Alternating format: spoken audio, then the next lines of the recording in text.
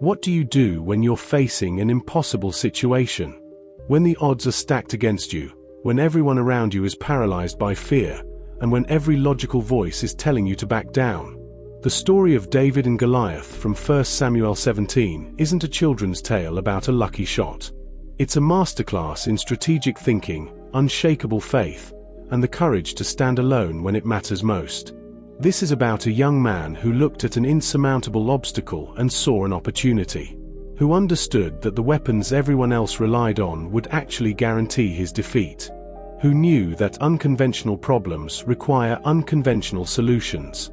In the next few minutes, we're going to break down the David and Goliath Bible story and extract principles that apply to your career, your relationships, your mental health battles, and every giant standing between you and your destiny.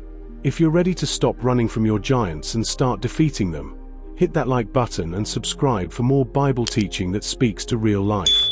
Let's dive into one of history's greatest examples of victory over fear. Valley of Elah, approximately 1000 BC. Two armies in a stalemate.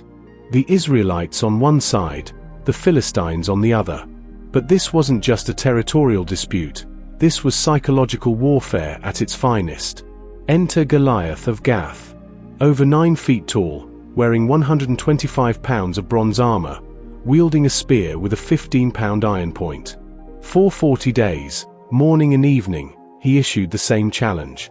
Choose a man and have him come down to me. If he kills me, we'll be your subjects. But if I kill him, you'll serve us. Here's what's fascinating. The entire Israelite army was paralyzed. King Saul, their leader, was terrified.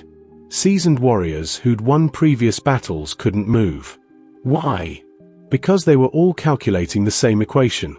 Conventional warfare plus massive size disadvantage equals guaranteed failure. They were stuck in analysis paralysis, doing what most of us do when facing giants, overthinking ourselves into inaction. Think about your own life right now.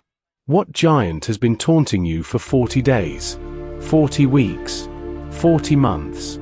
That career move you know you need to make but seem frozen to execute?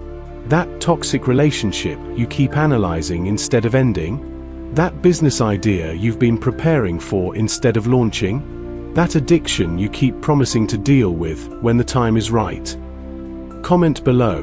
What's the giant that's been in your valley too long? Let's talk about it.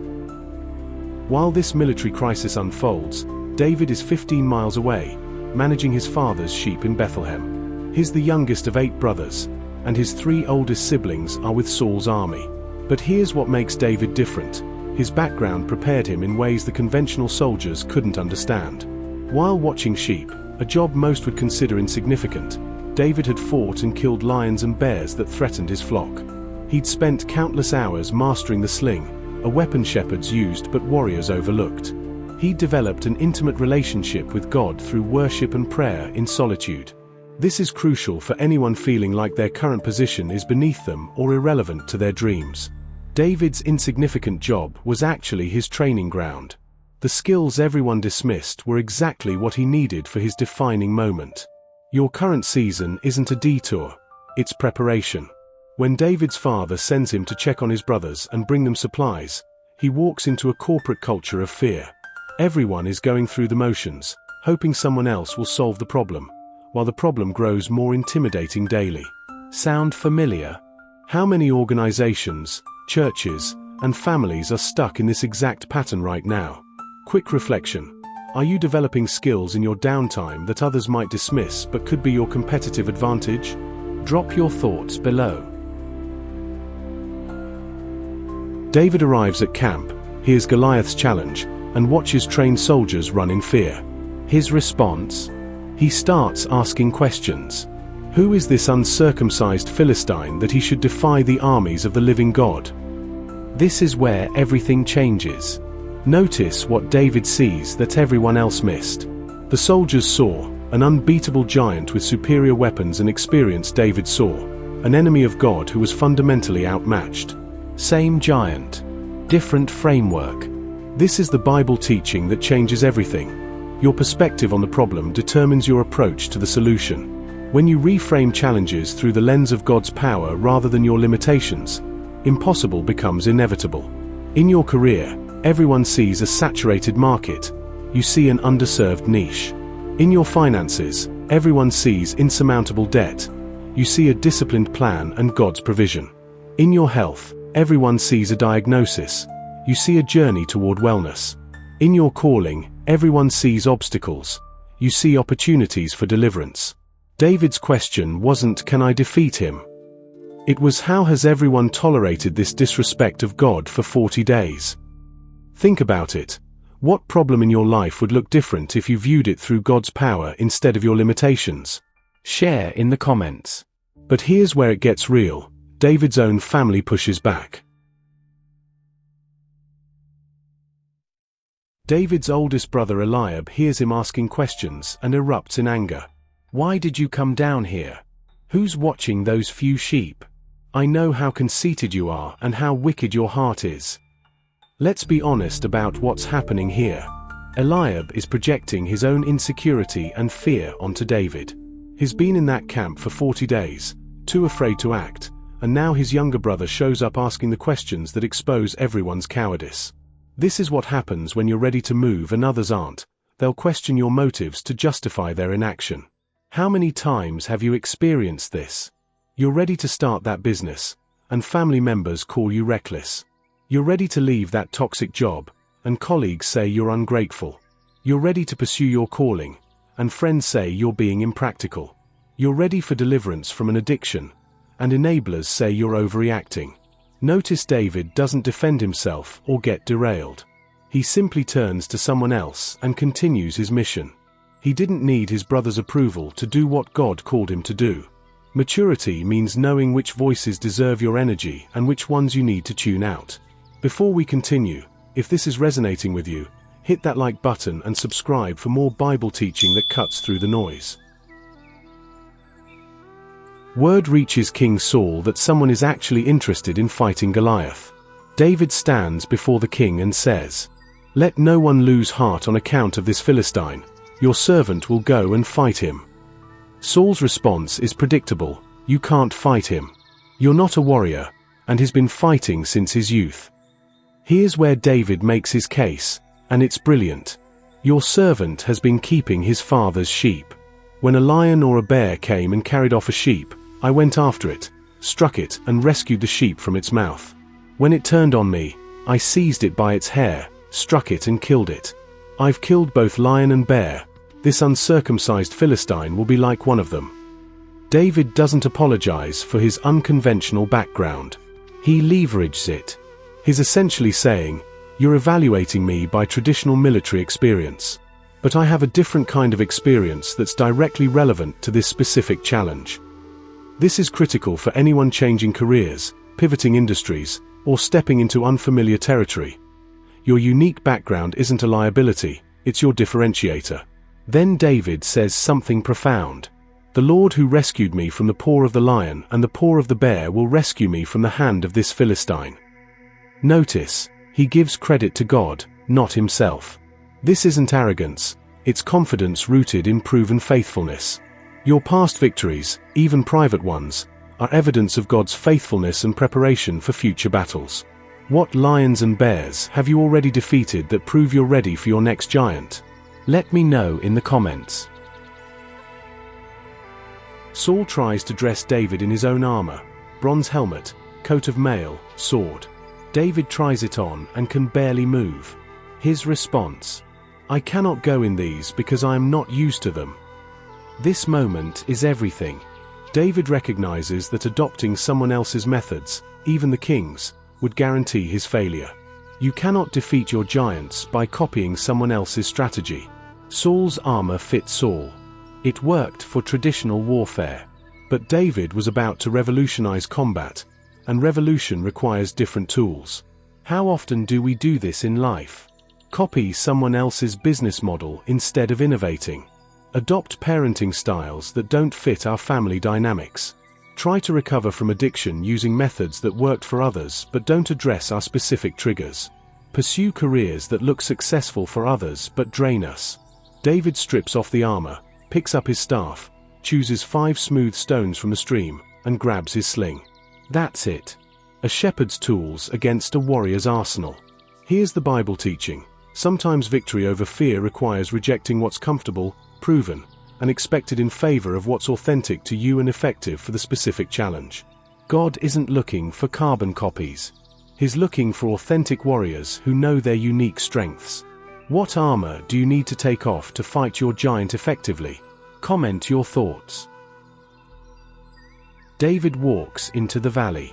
Goliath approaches with his shield bearer, sees David, and is insulted. Am I a dog, that you come at me with sticks? Come here, and I'll give your flesh to the birds. David's response is one of the most powerful speeches in Scripture. You come against me with sword and spear and javelin, but I come against you in the name of the Lord Almighty, the God of the armies of Israel, whom you have defied. This day the Lord will deliver you into my hands, and I'll strike you down and cut off your head. The whole world will know that there is a God in Israel. All those gathered here will know that it is not by sword or spear that the Lord saves, for the battle is the Lord's, and he will give all of you into our hands. Notice what David does. Declares his true source of power, in the name of the Lord. Prophesies the outcome with specificity. I'll strike you down and cut off your head. Identifies the greater purpose. The whole world will know there is a God. Reminds himself whose battle it is. The battle is the Lord's. This is faith combined with strategic clarity. As Goliath moves closer, David doesn't wait defensively. He runs toward the battle line. Think about that. Everyone else ran away from Goliath. David runs toward him. He reaches into his bag, pulls out a stone, loads his sling, and releases. The stone strikes Goliath in the forehead, the one unprotected spot, and the giant falls. David finishes him with Goliath's own sword. 1 stone, 1 shot, 1 God. Victory. The Philistines panic and flee. Israel wins a massive victory, all because one person refused to let fear dictate the outcome. This Bible story isn't just ancient history, it's a blueprint for defeating the giants in your life right now. Let's break down the actionable principles. Principle number 1. Perspective determines performance. David saw what everyone else saw, but he interpreted it differently. The same data, different framework. This is victory over fear at its core, choosing how you perceive the challenge. Your giant at work, that impossible project everyone's avoiding, reframe it as career-defining opportunity. Your giant in relationships, that difficult conversation you're dreading, reframe it as the gateway to authentic connection. Your giant in health, that diagnosis, reframe it as a catalyst for lifestyle transformation. Principle number 2. Private preparation enables public victory. David's wilderness years weren't wasted. The lions and bears, the hours practicing with the sling, the worship in solitude, all of it mattered. What are you doing when no one's watching? That's where deliverance begins. That's where you build the faith muscles for public battles. Principle number 3. Use your unique weapons. Stop trying to defeat your giants with everyone else's methods. Your unconventional background, your unique perspective, your specific gifts, these aren't liabilities. They're your competitive advantage. Principle number 4. Take strategic action, not reckless chances. David didn't just have courage, he had a plan. 5 stones, preparation for failure, tested weapon, proven method, understood his opponent's weakness, unprotected forehead, and ran toward the battle, offensive posture. Faith isn't fatalism. It's strategic action empowered by divine partnership. Principle number 5. The battle belongs to God. This is the difference between confidence and arrogance. David knew the outcome wasn't ultimately about his skill, it was about God's faithfulness. When you face your giants in God's strength rather than your own, failure becomes impossible because God doesn't lose. Which principle resonates most with you right now? Let me know in the comments. Knowledge without application is just entertainment. So let's get practical. Here's your action plan. Step 1. Name your giant. What's been taunting you for too long? Get specific. I'm overwhelmed is vague. I'm paralyzed by the fear of failing at my business launch is specific. Write it down. Step 2. Reframe the giant. Ask David's question, who is this giant, that it should defy the God I serve? Your debt doesn't intimidate God. Your diagnosis doesn't surprise God. Your toxic work environment doesn't limit God. Your relational breakdown doesn't defeat God. Step 3. Inventory your stones. What resources do you actually have? Don't focus on what you lack. David didn't need a sword to win. List your actual resources. Past victories that prove God's faithfulness. Skills others might overlook. Support systems. Faith built through private trials. Unconventional perspectives. Step 4. Remove the wrong armor. What strategies, mindsets, or methods are you trying to use that don't fit you? What are you doing because that's how it's done rather than because it's effective for your specific situation? Step 5. Run toward the battle. Set a date. Take the action. Have the conversation. Launch the thing. End the relationship. Start the treatment. Make the call. No more 40-day standoffs. Your giant has had enough time. Here's your challenge. Comment below with I'm running toward my giant and name any specific action you'll take this week. Let's hold each other accountable. And if this video is equipping you, hit that subscribe button and share it with someone who needs to hear this Bible teaching right now. Before we close, there's a deeper layer to this story that connects to the ultimate act of deliverance. David defeating Goliath foreshadows Jesus defeating sin and death. The pattern is the same. Israel couldn't save themselves. They needed a champion. Humanity can't save itself from sin. We need Jesus. David volunteered to fight on their behalf. Jesus volunteered to die on our behalf. David's victory secured their freedom.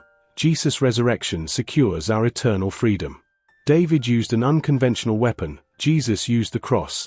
The ultimate paradox of power through weakness. The greatest giant every human faces is death and separation from God. No amount of effort, morality, or good intentions can defeat it. We need a champion. Jesus is the ultimate David, stepping into our valley, facing the giant we couldn't defeat, and winning the victory that sets us free. If you've never accepted Jesus as your Savior, that's the first step in accessing the power to defeat every other giant in your life. He doesn't just want to help you with your problems, He wants relationship with you. If you want to know more about this, comment "Tell me more" below, and I'll follow up. You're at a crossroads right now. You can stay in the camp with everyone else, watching your giant taunt you day after day, or you can pick up your stones and run toward the battle. The giant isn't going away because you ignore it. It's not getting smaller because you wait. And it won't defeat itself because you hope hard enough. But here's what I know. The same God who was with David in that valley is with you right now, wherever you are. Your giant might be intimidating, but it's not infinite. Your challenge might be massive, but it's not insurmountable. Your situation might feel hopeless, but it's not beyond God's reach. Direct address. So here's my question. What are you waiting for? Stop analyzing. Stop preparing. Stop seeking more advice. You have everything you need. The battle belongs to the Lord, and He's calling you to step into your valley. This is your David and Goliath moment. This is your opportunity for deliverance. This is when your Bible story gets written. Thank you for watching. If this spoke to you, like this video to help others find it. Subscribe for more Bible teaching that speaks to real life. Share this with someone fighting their own giant. Comment with your commitment to action. The giants in your life are terrified that you'll finally realize who you serve. It's time to prove them right. Remember, you're not fighting for victory, you're fighting from victory. Jesus already won. Now go finish what He started in you. I'll see you in the next one. Now go slay some giants.